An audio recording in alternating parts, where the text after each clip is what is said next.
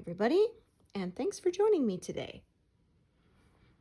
So today we'll be working on Goron Link. As you can see, I've kind of gone across several diagonals at once as there was quite a lot of bigger sections of color there, so it just made sense to do that. And now I'm kind of carrying on more, so I did sort of like a really wide diagonal for about 20 rows there, and then I'm gonna kind of break this up now as I get further on downwards. So yeah, it's just the way it worked out. So oops, just trying to see where I want to get started here. Yeah, that seems a good place. Okay, so 38, 39. Yeah, we have a nice bright sunny day today. Lots of good natural light for stitching. Okay.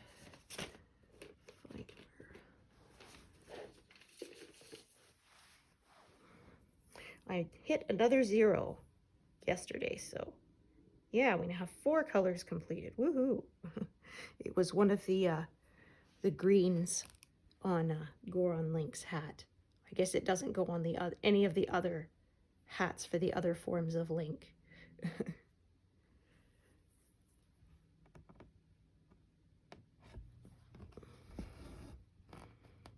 Yeah, and then I'm thinking sort of once I reach this diagonal bit here, I'm going to be moving my frame again.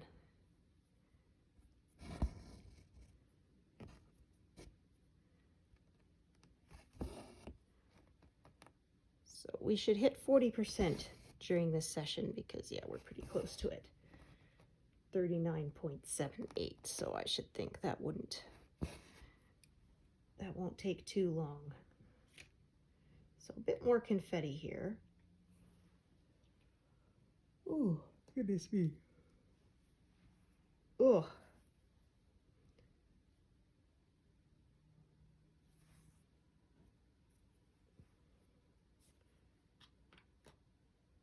Goodness. There we go. My working tray is almost overflowing here. I have so many colors out.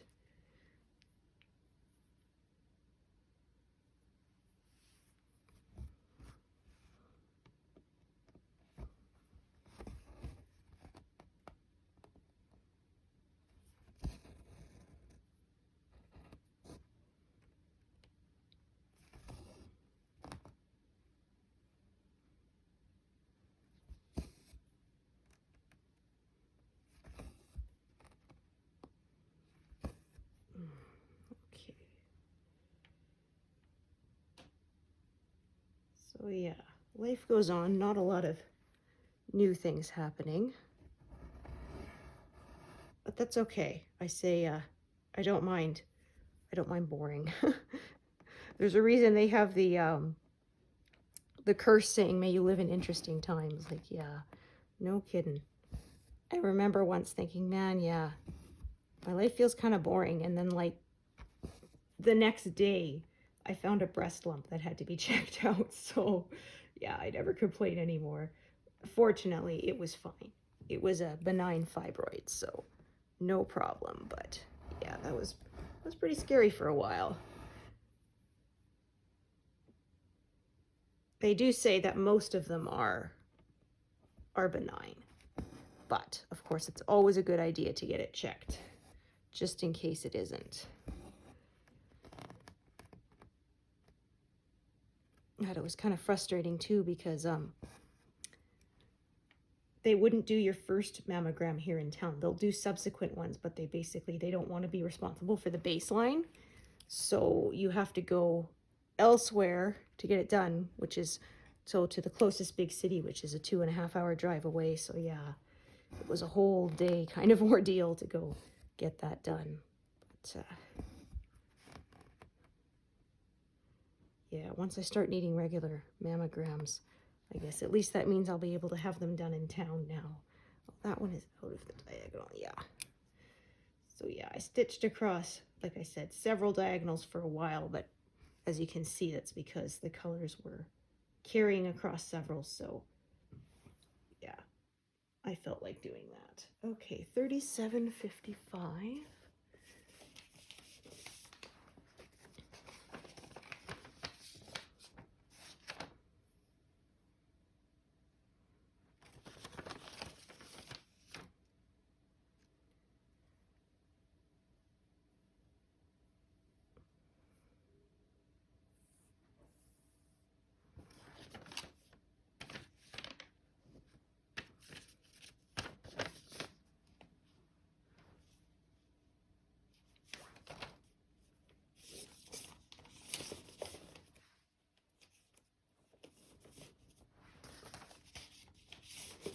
Trying to make sure I put my envelope back in the right spot.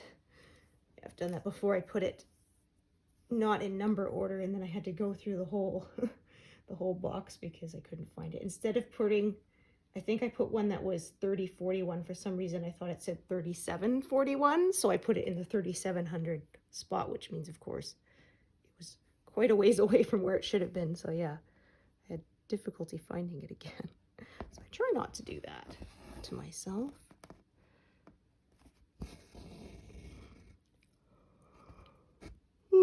Oh, pardon me. Ugh.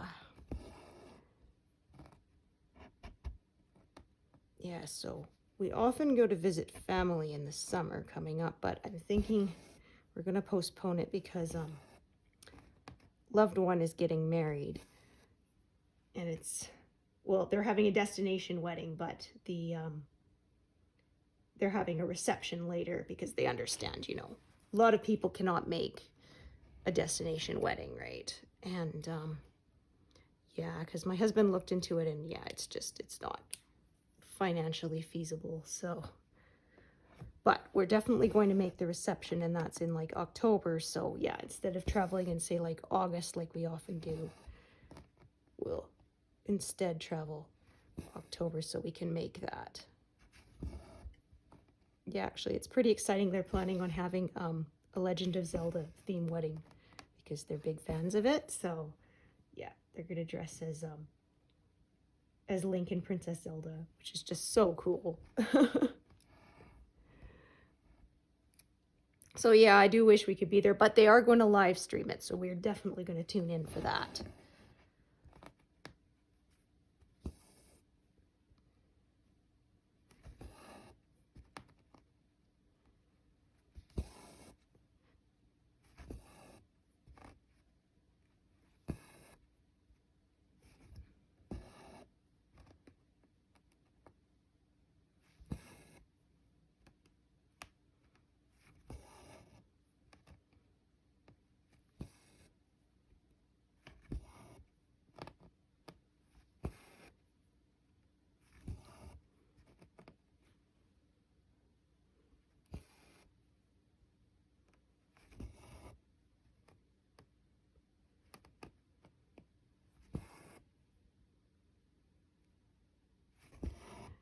Yeah, so kind of putting off going out to run any errands because we had freezing rain last night, and I really don't want to deal with that. Ugh.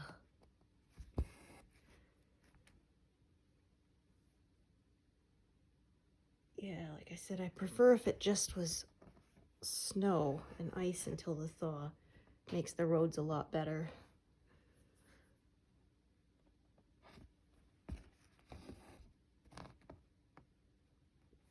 Yeah, and the sidewalks, they kind of tend to sink after a while, of course, and then yeah, it definitely makes it hazardous because the melt will run into those lower spots and then refreeze, and then often it snows on top, so you really can't see it. Yeah, there's a joke, it's Canadian breakdancing because yeah, when you hit a spot, that's what it looks like you're doing, trying not to fall on your butt. Ooh. So yeah, I had a lot of big sections of color here, and then as you can see, there's a lot more confetti here. There's a lot of threads to work through. But then in the next section, we're going to be working on the main link in the center of this pattern, and like his hat and stuff. I only got the top of his hat, but yeah, some more of him has a lot of bigger blocks of color, so those should go pretty fast. Yeah, so we've got, oh, I unthreaded that by accident. So we've got, yeah, Kefi and Anju are totally done. And looks like her grandma is as well, because, yeah, we've got Link's, Goron Link's arm showing up here in front of her, so.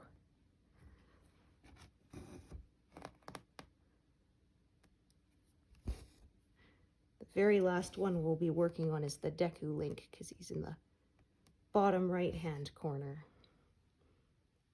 Yeah, it was funny. I played Ocarina of Time again after I played Majora's Mask, and I kept trying to dive into the flowers, forgetting that you can't do it in that game.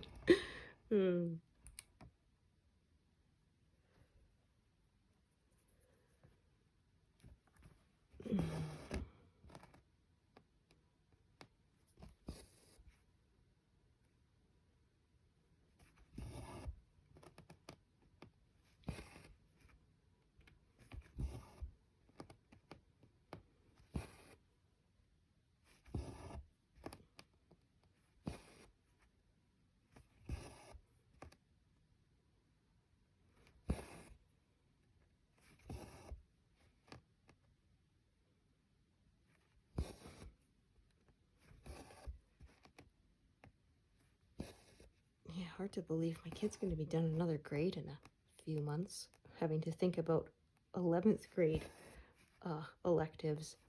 Yeah, they're saying that they may have a actual competitive gaming club or even a course at the school next year, so I'm thinking, yeah, my kiddo's definitely going to want to join that. Yeah.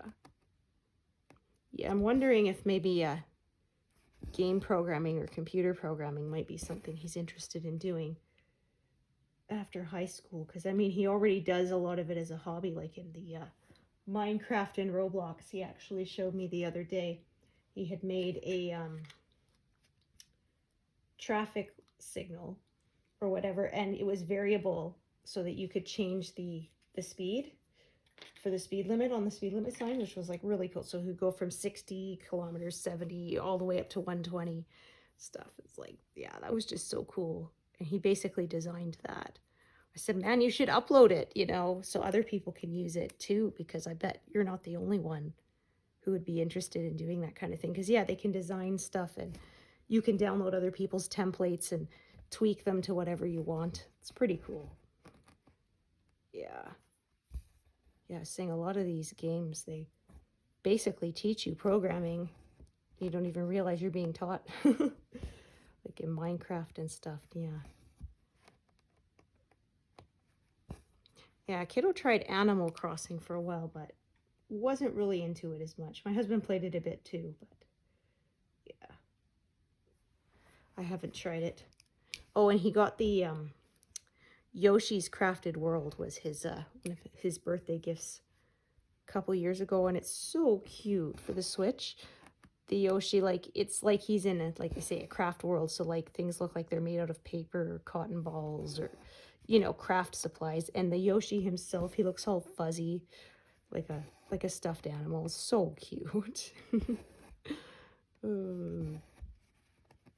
Yeah, he loves Yoshi. His favorite set of pajamas is a Yoshi onesie, which I got for him years ago. And that thing wears like iron because it is still going strong. Okay, let me see. So I have 2 threads of this part.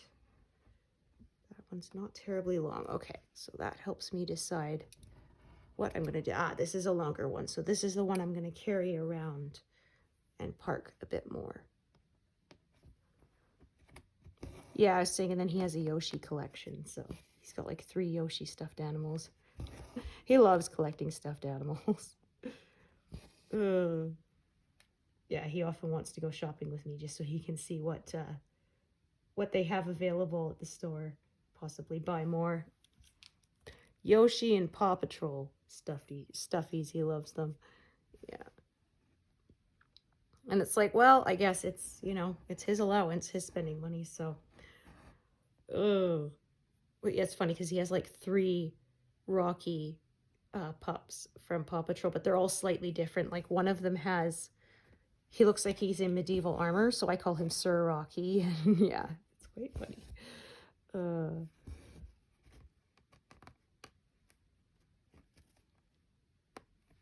But yeah, it's also getting to the point where I'm like, okay, dude, the bed is for you to sleep in, not all your stuffed animals, you know? There needs to be room for you in there.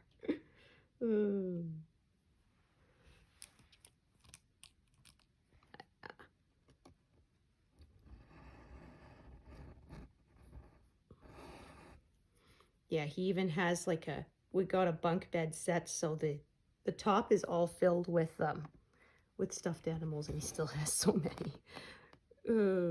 They fill up the part he sleeps in too. Okay. 1, 2, 3, 4. Okay, just cross-checking with my grid lines there so we don't park that in the wrong spot, especially in such a confetti heavy place. It can really cause a problem if you don't park correctly. It can be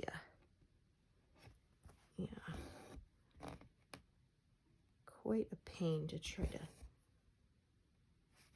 figure out where you went wrong. So yeah, now that there's not as big blocks of color, I'm going to sort of work a diagonal here, then another one there, another one there, and then it'll be time to move my frame again, I think. Okay. 37.52.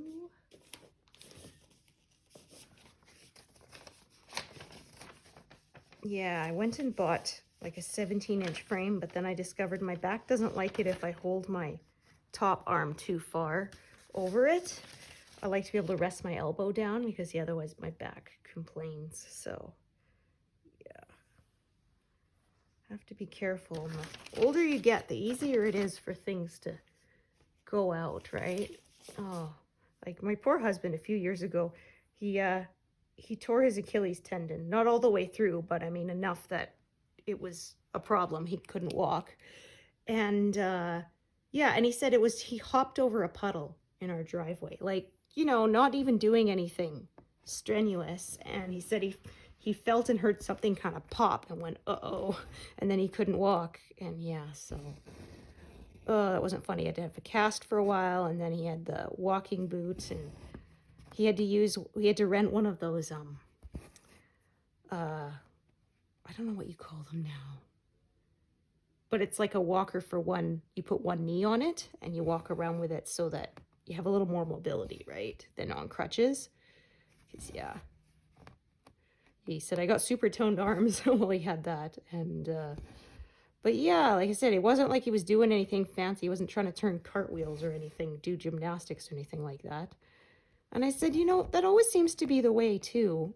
The last few times I threw my back out, it was the simplest thing. Like I was vacuuming crumbs out of my my freezer because I cleaned it out, and I picked up the vacuum and my lower back just went into spasm. And I said, like, the vacuum's not that heavy, you know, or it's like you're just bending over to pick up a pen you dropped on the floor and your back goes out. Like, he said, I don't know. He said, maybe it's because when you're doing the heavier, more strenuous stuff, you're more careful.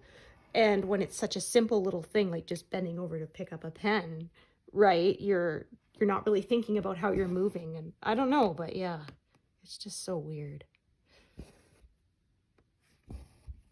But yeah, he was lucky. His tendon didn't detach completely, so he didn't need to have surgery. They just he had to stay off that foot while it healed. And that tendon is thicker now. Yeah. I guess it's kind of like when you break a bone and it heals back, you know, tougher. Yeah, so.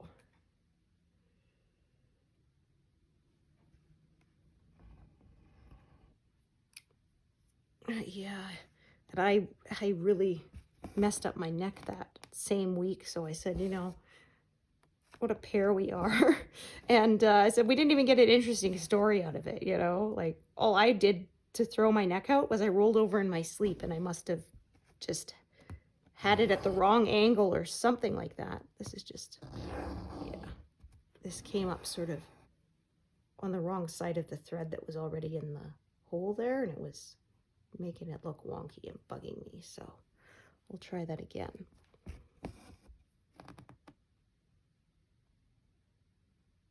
There we go. Yeah. So the thread was there and the needle was kind of coming up here instead of on this side, the way I wanted it to. It was disturbing that stitch and pulling it out of place. Yeah, actually, Karen the Needlebug did a great video recently of my stitches are messy, how do I fix? So yeah, she taught me a couple things I didn't know either, so.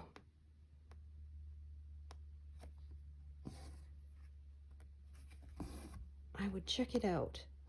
Can always learn something, so.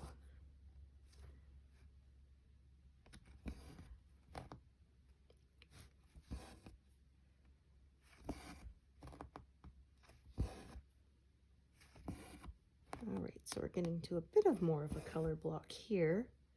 Yeah, I think this is Goron Link's hair here, peeking out from under his hat.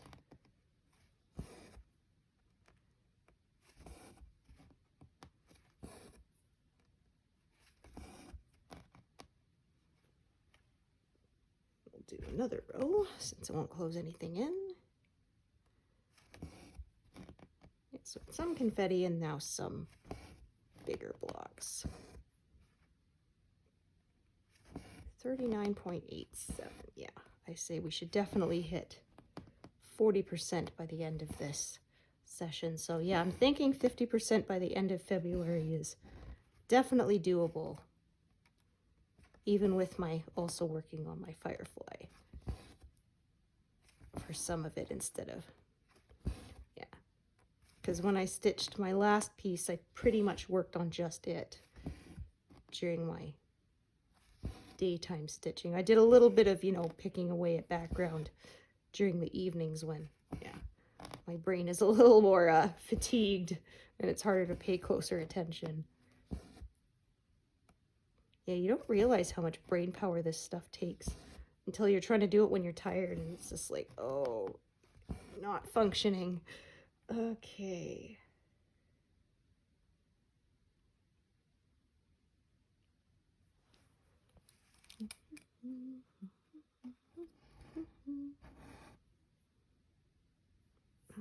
Would help if I tried to thread the eye of the needle instead of the point. I think I need to also trim that. Where's my scissors? Okay.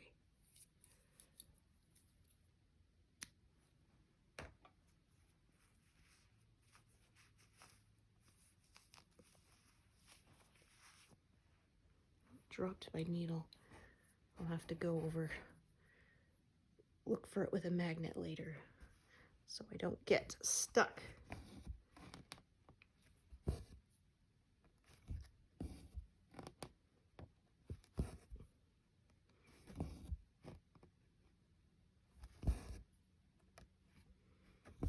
Because that's never fun.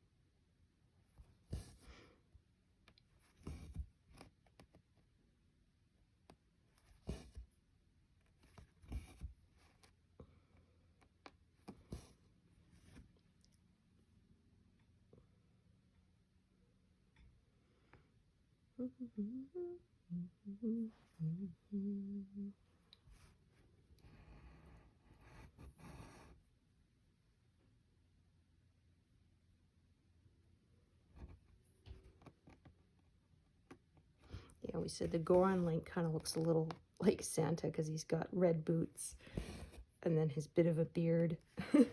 Yeah. Kind of reminded us.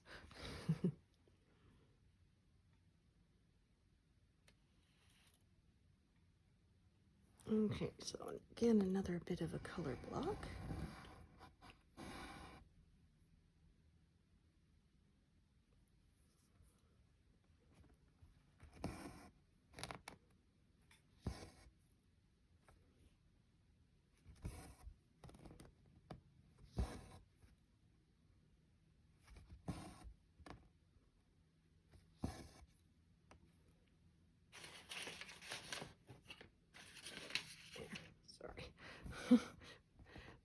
rustling paper was annoying me.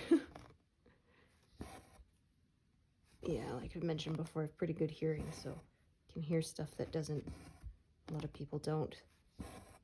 Yeah, like there are people saying they can't hear pop fizzing in a glass, and I'm like, but how? It's so loud. They said, well, only if they focus on it. It's like, oh, well, I don't know. It's like these things don't fade into the background for me. Okay. Great, and then loop this one around a bit.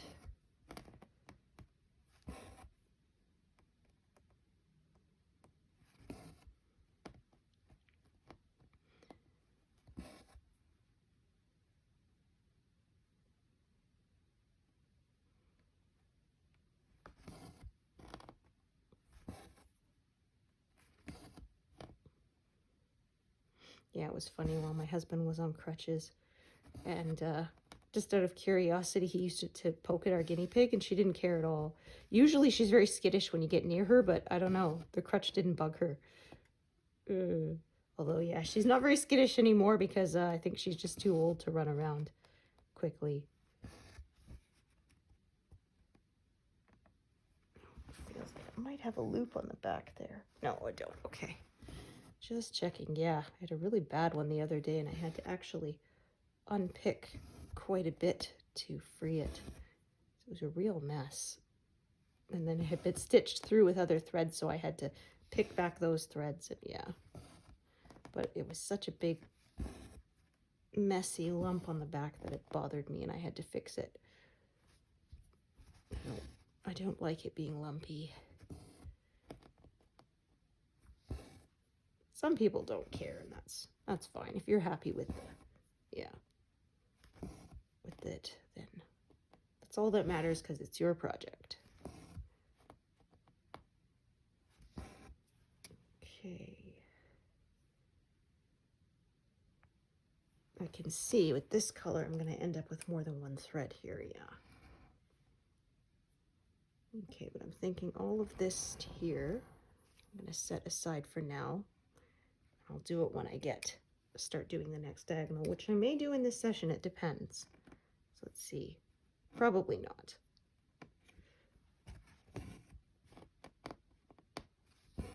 But yeah, again, start at the top again and start working my way down, as usual. Although sometimes I kind of work from the bottom up, like I say, especially if the colors are going vertical, it just kind of makes more sense to do it that way. Okay, so park there, and there we go. All right, another new color, 3787.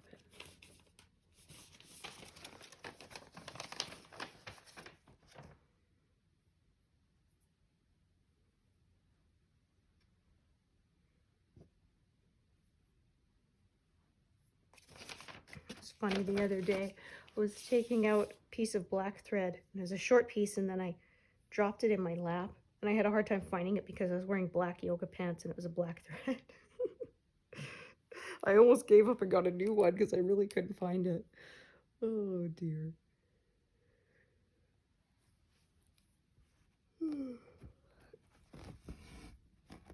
Yeah, finding random threads stuck to things. It's a part of life when you're a stitcher, right? I went to work once, a little piece of embroidery thread stuck to my pants, and it was like 5 strands together. I'd taken the one strand out, and yeah, dropped it and went with the whole 5 strands stuck to my pants, and I didn't notice it for like 2 hours.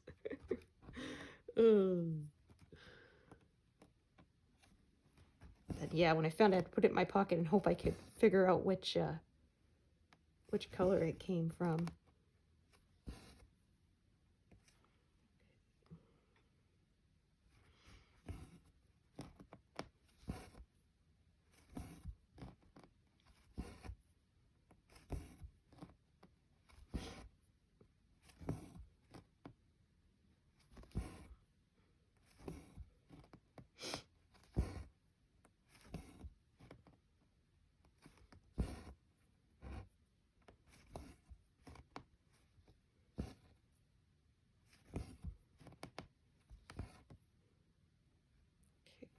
thinking these 4 stitches here are going to be, yeah, all I'm going to get, and then it's going to be time to tie it off.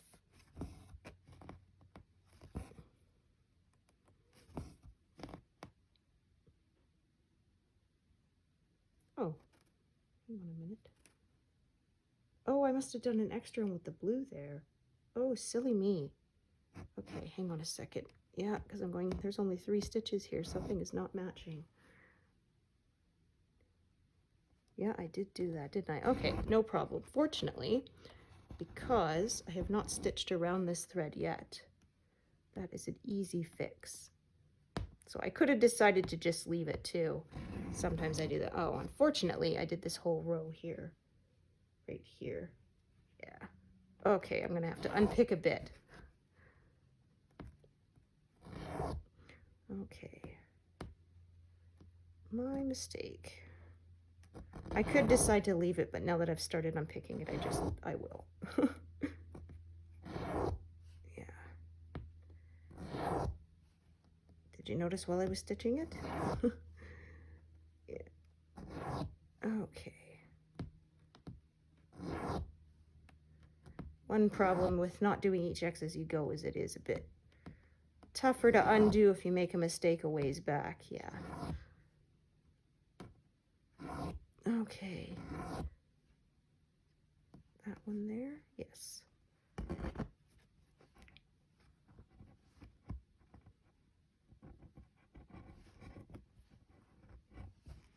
Oh, this has been pierced by the other thread. Darn it. Oh, okay. Guess we're ripping back a bit more. Oops. I probably should have just left it, but oh well. Now that I've invested this much, it's a sunk cost fallacy.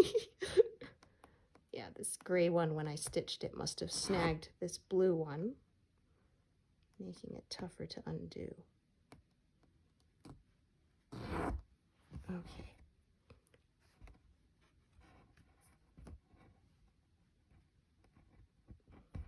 Yeah, there we go. Okay, so just see 1, 2, 3. Okay, so that's, yeah, I went right below it instead of 1 stitch over, which is what I should have done. Okay. Yeah, I got mixed up, no problem. I can see what I did wrong. And it's still fixable, so.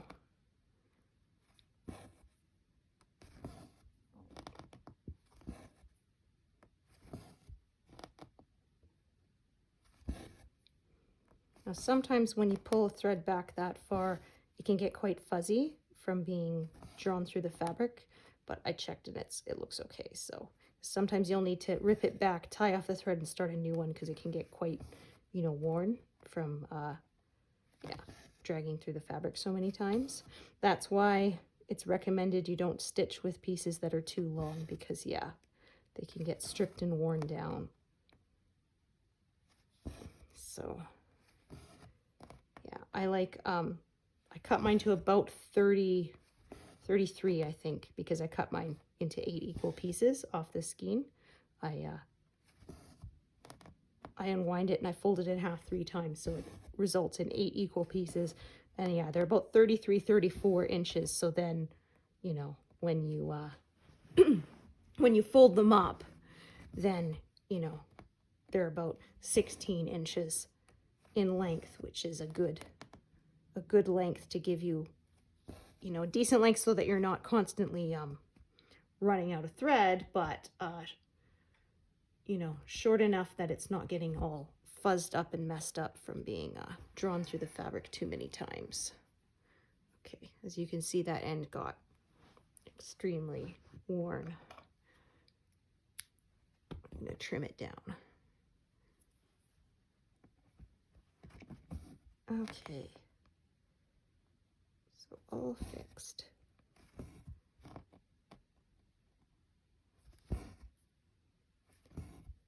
So yeah, like I often say when I'm doing pin stitches, you stitch over them later and they're very secure. As you could see, I had to undo that because just one thread got snagged and it wouldn't move. There's some people too who like to finish off their threads leaving a waste thread, and then you stitch over it. And yeah, it's pretty secure, as you could see. I actually had one time my part threads were too long and they were hanging down, and I got them caught underneath on the back, and I had to cut them out because yeah, they had been stitched through, even just in a few stitches, but it was enough that they were not going to slide back out, and I didn't want to rip out my stitching, so I sacrificed, you know, about an inch off the end of them rather than. So I probably could squeak a couple more stitches out of this one, but it is looking kind of thin and stripped down from going through the fabric more times than usual because I had to pull it back. So I'm going to just end it off now.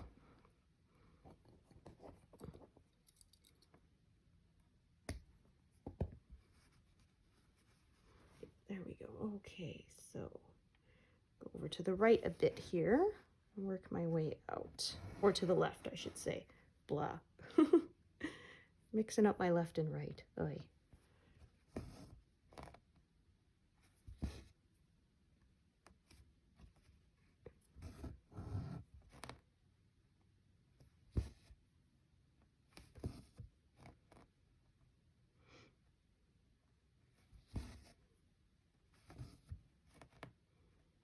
Yeah, don't ask me for directions. I'm terrible at it.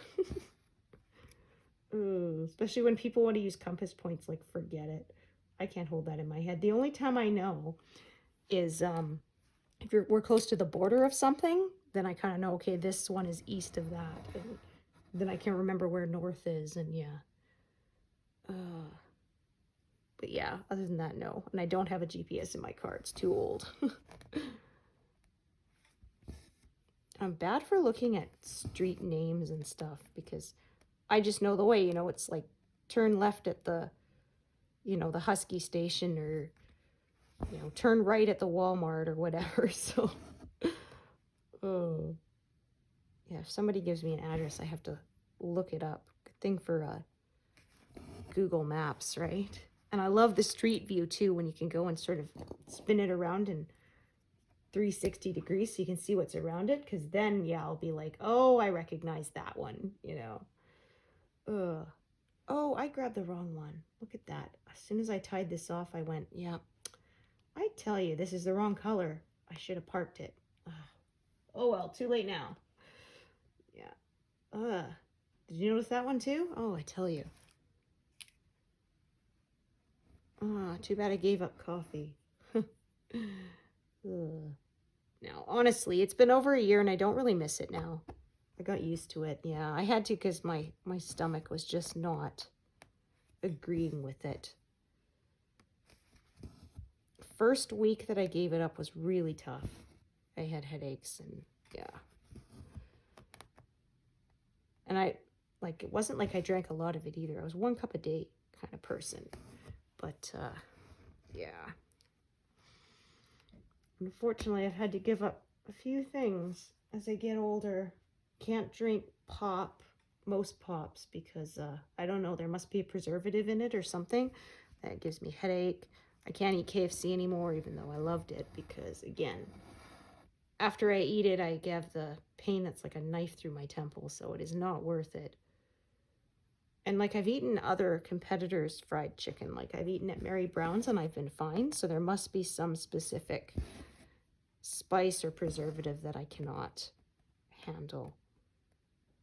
Well, it's like a lot of the meal kits I get, they have a chili cumin spice blend, and every time I used it, my husband got an upset stomach, and he's fine with chili. He loves, you know, spicy food, and he's fine with that. So we finally figured out it was the cumin. So yeah, I end up, instead of using the spice packet that comes with it, I end up just using chili from my own spice rack, and then no cumin, and now he's fine. So yeah, I ended up saving all the little spice packs and giving it to a friend, because I'm like, well, you can eat cumin, right? So here you go. Or I might take him to the food bank too. I mean, they're sealed and everything, so they'd probably take it, and it's, you know, shelf stable, and I'm sure people would like to have some spice to cook with.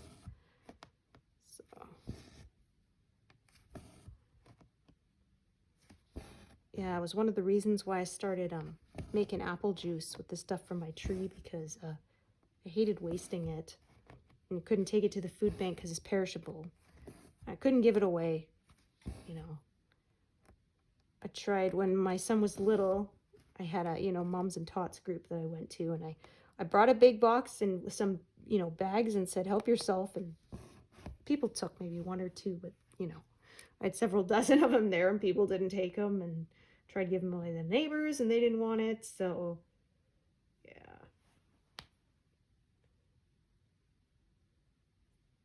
My one other option was to take them to the petting zoo for the, the horses and things. Although I don't know if they're still open now. I haven't been there in a long time, and then there was the pandemic, so yeah, I'm not sure if they made it through. They were a smaller place. Yeah, unfortunately, it hit a lot of businesses, especially the smaller ones, pretty hard.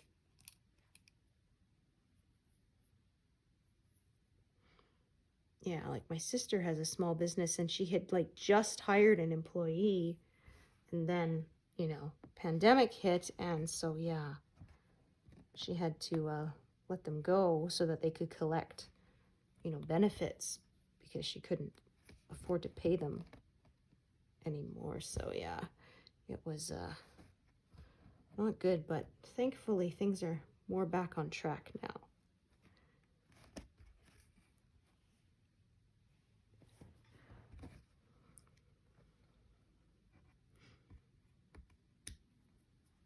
Yeah, like I said about the interesting times curse, right? Like, yeah. I wanted my interesting times to be like space exploration, Ugh. Not a pandemic. Ugh.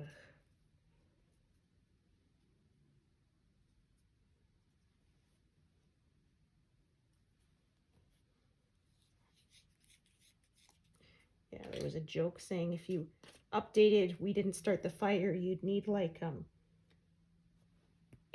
4 courses dedicated to events in 2020 alone. Ooh. Okay. So we'll try to make no more mistakes for this session. 39.97. So yeah, we will be hitting that 40% mark very soon.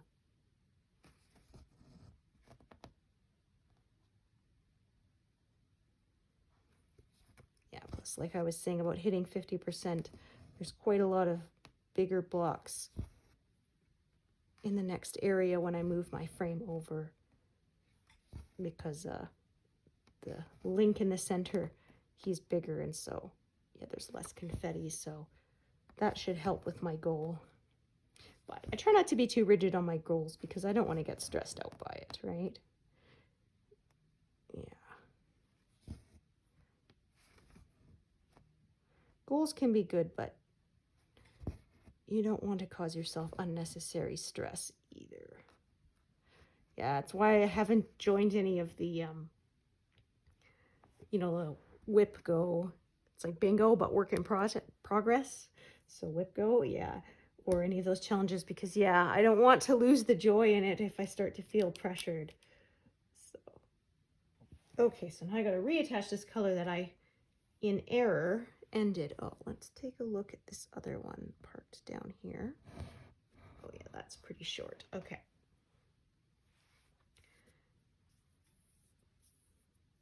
Okay, so I'll attach a full length piece here. If the other parked thread had been longer and I could carry it over to park, in this area here, then I would have attached a short piece here. But because the one that is already attached is pretty short, I need a new longer one. So yeah, that's another thing I do, is before I attach a new thread, I check if there's any other of that color already parked, and then yeah, that can influence whether I even need to attach another thread, and also how long of a thread I want to attach. Because yeah, if I was attaching one to just do these 2 stitches here, then obviously I would need a much smaller one if I had it. I could use up a much smaller leftover piece. Okay, so park that there. Speaking of attaching new threads, here we go again.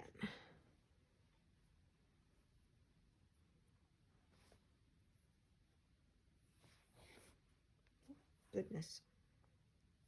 Let's not make a tangle here. Oh, I hate when that happens. Oh, this thread kind of folded it up when I was trying to pull one. It's no good.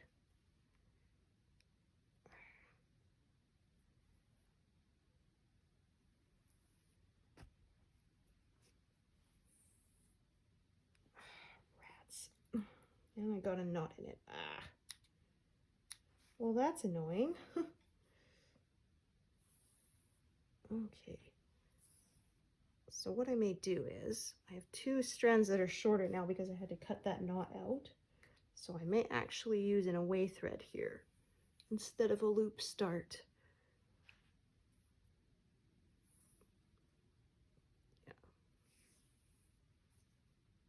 Yeah, I use loop starts like 99% of the time, but sometimes an away thread just makes sense. So I need to do these 3 here in a row. So go down 1 stitch past those 3, pull until there's just a little bit left.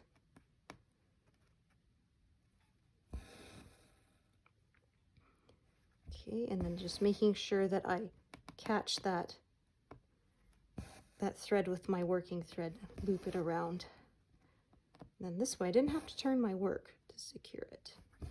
So I always go when there's at least 3 stitches in a row. That means that I end up with at least 2 wraps, usually 3. So yeah, 3 wraps around that thread and it's not going to go anywhere, I find. So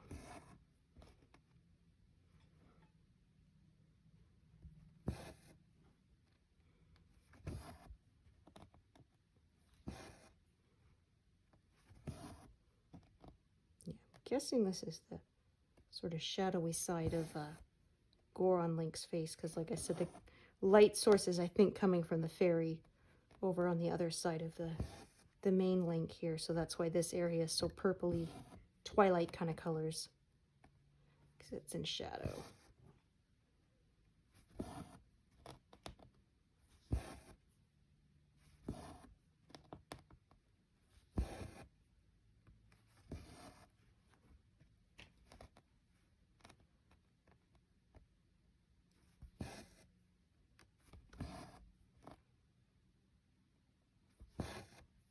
Okay.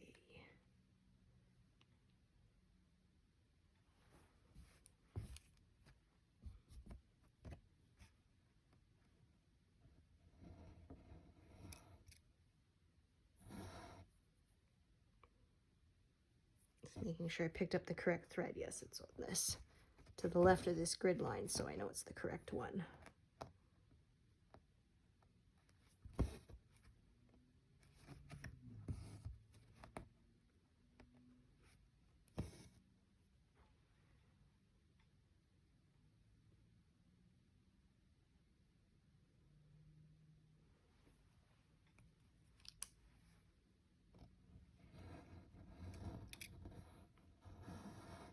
Okay, this thread is a bit longer than I thought it was. So again, that affects which path I decide to take with it.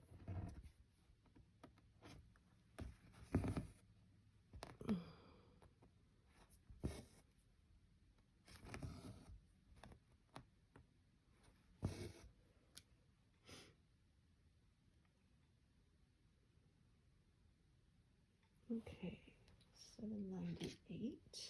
Perfect. I have a nice short piece here.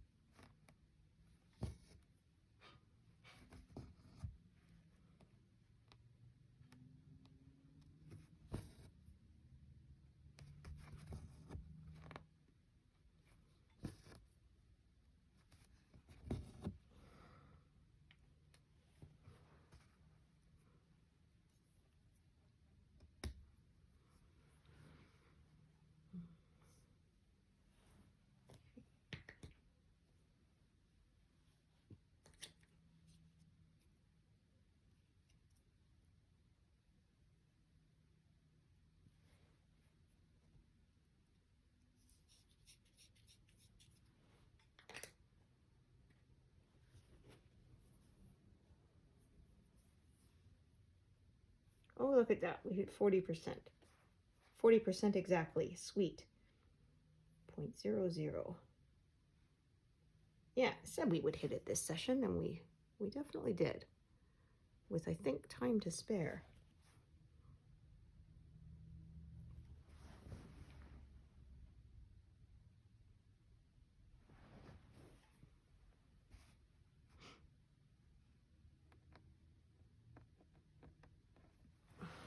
Hang on, let me get myself more comfortable here.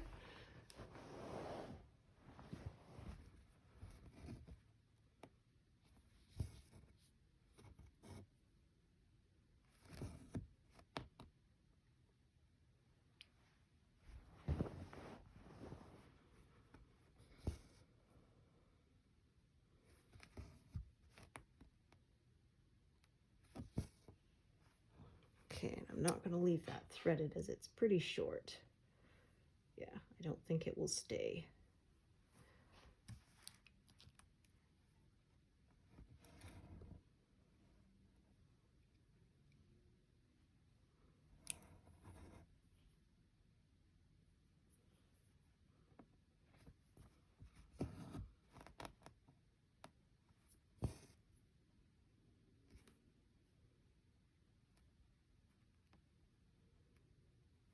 Goodness.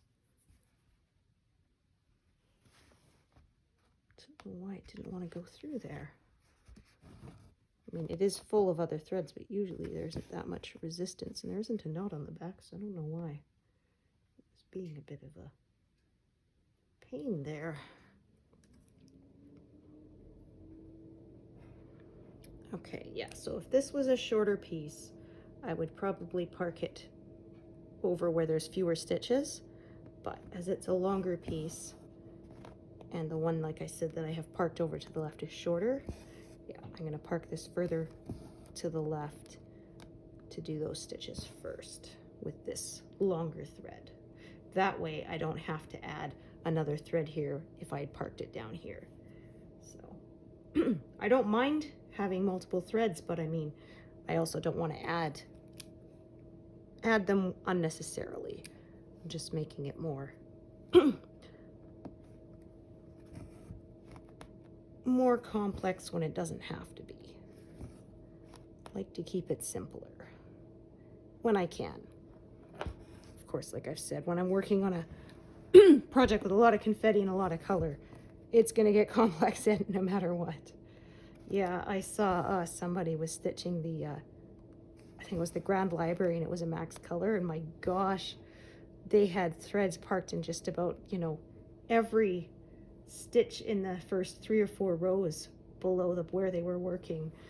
You couldn't even see the fabric through all those threads. Like, wow. Yeah.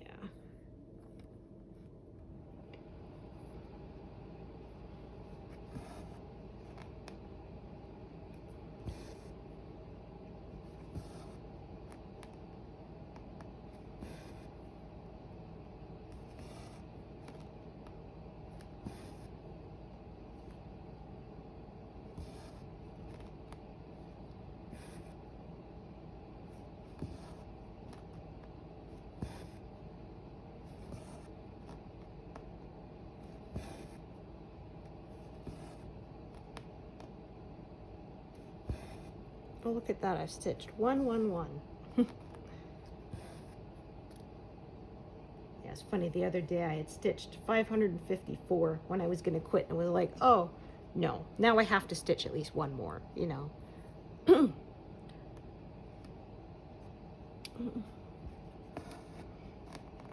Okay, so we'll get to stitch with this thread for a while. There's a few rows here that won't close anything in. Oh goodness. Of course, now I have a knot coming here to thwart me. There we go.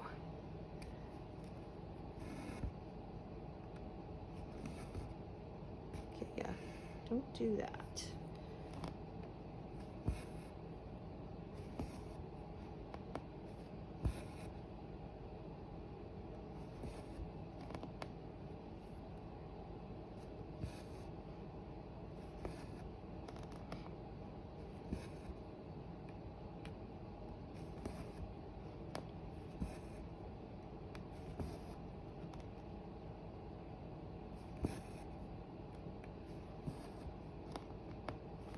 Okay, so next couple of rows have stitches that are in this diagonal, but I would be closing in the one above it, so I'm gonna stop kind of before the line for that bit. That's fine. Okay, so I'm gonna head over to the left again and work my way back out.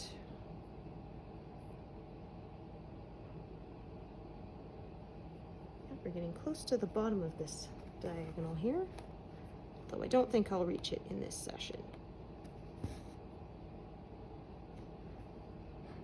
Oh goodness, that is not there.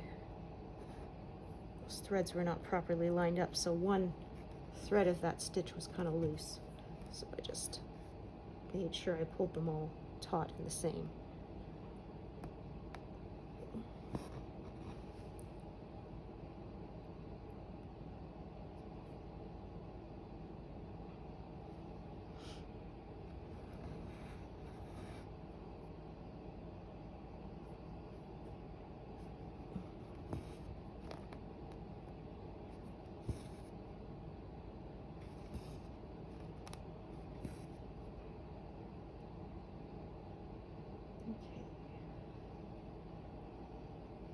Do this color next, as it's the last stitch of this color and I can get this thread ended off.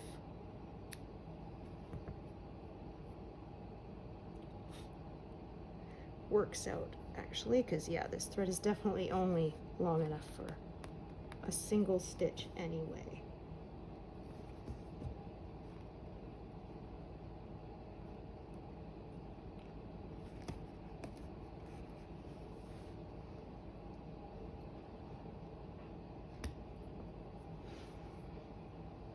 Okay.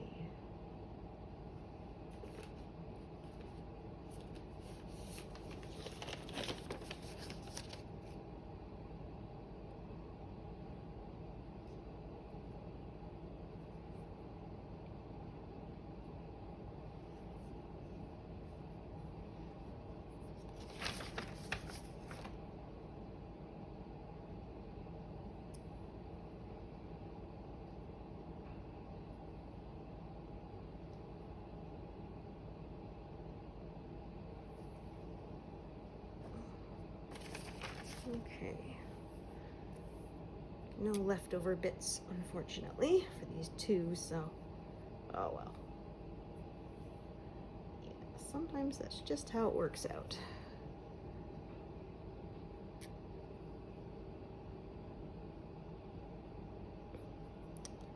Yeah, don't do that. There. Hate that when it splits the fibers. Very irritating.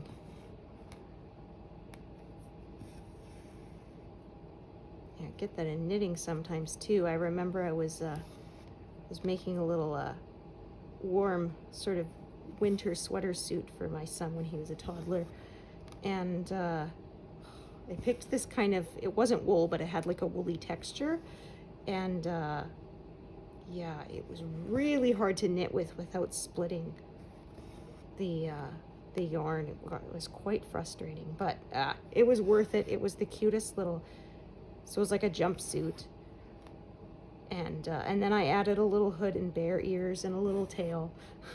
His little bear suit, yeah, people loved it. And it was so cute when he was walking, the little tail would sort of wag back and forth. Yeah.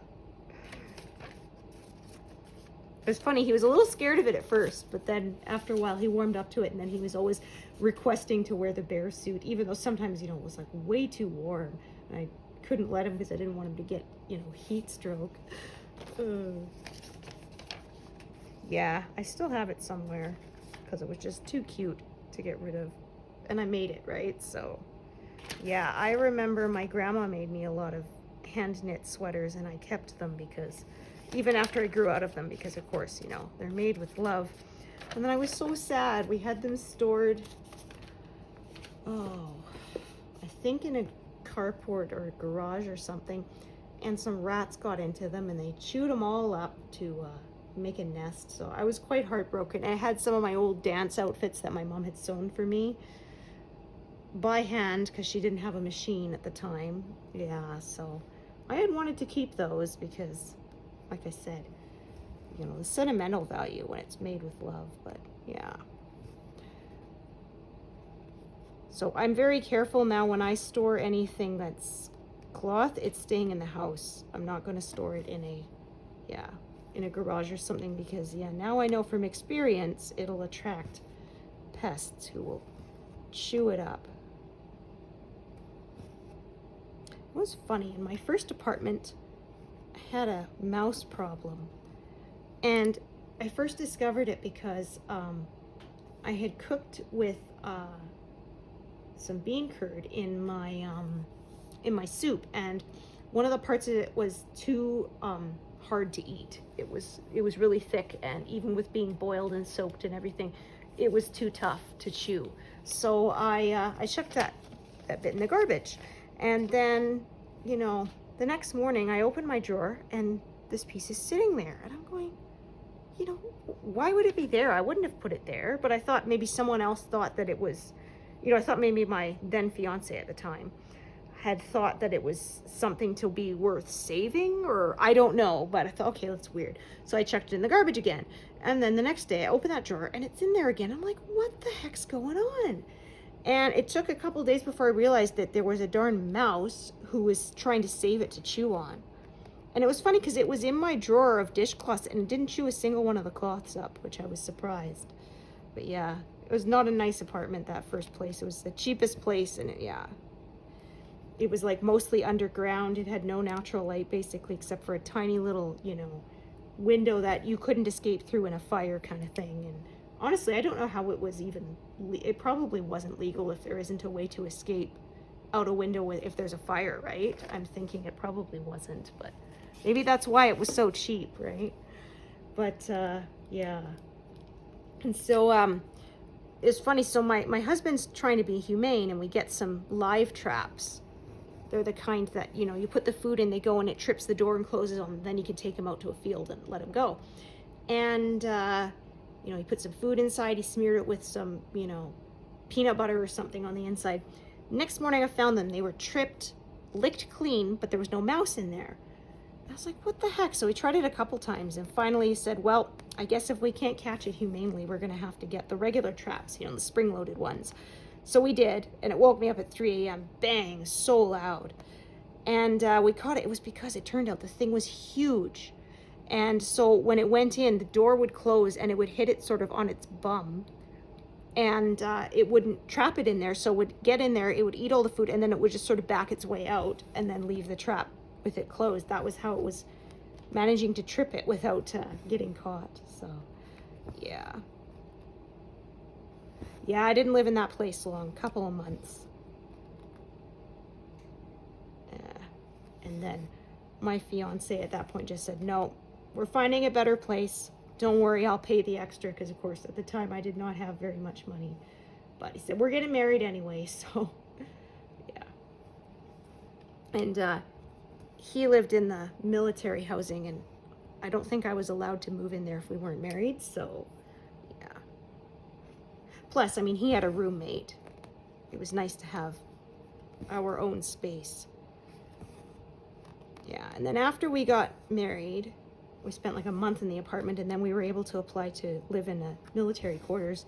There's these tiny little rancher houses that were built like World War II era. Whoops, that didn't look quite right. And but it was nice because they were 3 bedrooms, and he had a bit of a yard, so my husband was able to have a shed for his stuff, and it came with a little detached garage, and yeah, so. And we actually got to rent it at quite a discount too, because we got a housing allowance. So yeah, it was really nice getting to live in our own, you know, not an apartment, but a separate building, and 3 bedrooms. It had like no closet space. I said, is it because it's like for military personnel, so they expect you to have just room for like your dress uniform and your, you know, your combats? But yeah, like I said, I mean, it was definitely way nicer than we could have afforded without the housing allowance. So yeah, I certainly wasn't complaining. was nice then. We actually had like our bedroom, a computer room, and then a spare room, which was mostly storage. Although we could put a couple, you know, air mattresses in there if we had family visiting. So, yeah, we lived there for almost 2 years. And then, yeah, that was when we moved again. And we were able to buy a house at that point. So, yeah, we were lucky. This was when it was expensive, but still somewhat attainable. I feel really bad for today's younger people. It is just, yeah. Even just being able to rent a place on your own is just so out of reach for so many people.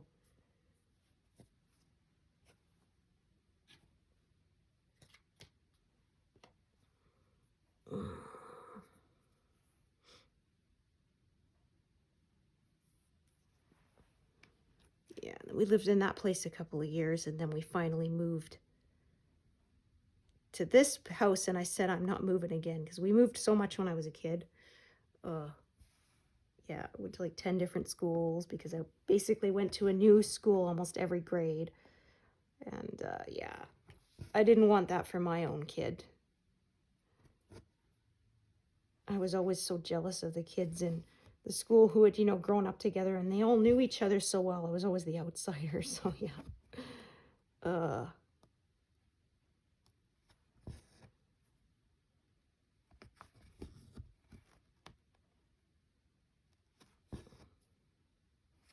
Yeah, there was one lady I was on a retreat with once who said they had kids scattered across the country because they were military, and sort of each time they got a new posting, one of their oldest kid sort of aged out and had moved out on their own, and then the rest of the family moved, and they weren't going to move. You know, they were established where they were. So yeah, they had sort of had a kid in each province for a while. They had 5 or 6 kids. So yeah, they had 5 kids and their grandkids across several provinces. So yeah, they said getting everybody together for a visit is tough. Yeah, my grandparents used to do family reunion every year when I was a kid. We really enjoyed it. But yeah, now my grandpa has passed away, and you know, my grandma's like 87 now, so yeah, kind of really can't put that burden on her, right? To arrange that. And plus, she's living in like an assisted living now. You know, before that they had a actual, you know, place to host it. So yeah. Okay, so I'm thinking I'm gonna wrap this up pretty soon.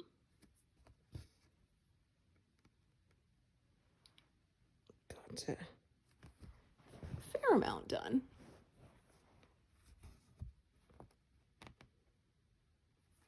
I'm sure by the time I do my next session with you guys, I'll be done. In fact, I might even have moved my frame by then. We'll see. Sort of depends how much time I get to stitch. Okay, so that's 138. So you know what? Why don't I stitch these 2 here? That'll give me a nice even number to stop on. 140.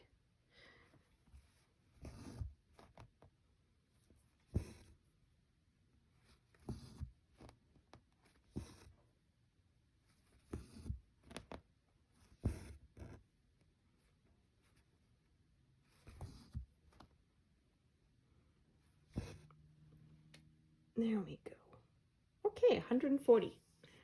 Perfect. So, yeah, as usual, thanks so much for joining me today, and I hope to see you here again another time. All right, thanks everyone. Bye.